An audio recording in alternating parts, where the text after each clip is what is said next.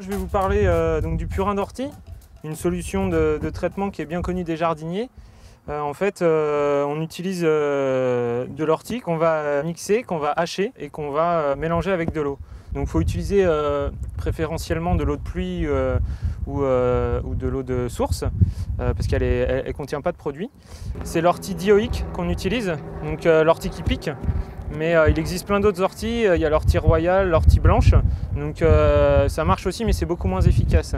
Donc il vaut mieux prendre l'ortie dioïque et en fait il faut la prendre avant qu'elle monte en graines, quand elle est bien en feuille, le moment où elle pique le plus en fait.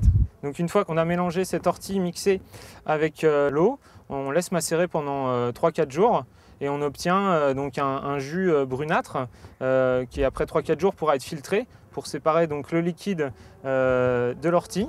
Et ce purin qu'on aura obtenu, soit on l'utilise en préventif pour éviter que les insectes arrivent, soit on l'utilise en curatif pour traiter par exemple les pucerons sur les rosiers.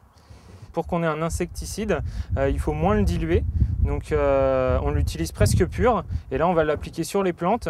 Pour le côté engrais, il va être plus dilué, et en fait il est intéressant en engrais parce qu'il contient beaucoup d'azote, et que ça permet, en fait l'azote c'est ce qui nourrit les plantes dans le sol.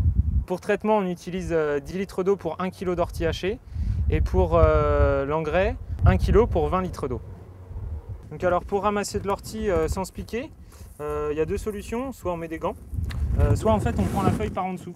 Et en fait quand on prend la feuille par en dessous, eh ben, on ne se pique pas, parce qu'en fait les poils urticants ils sont sur le dessus. Donc si on fait ça comme ça, bien proprement, on peut les ramasser hop, sans se piquer.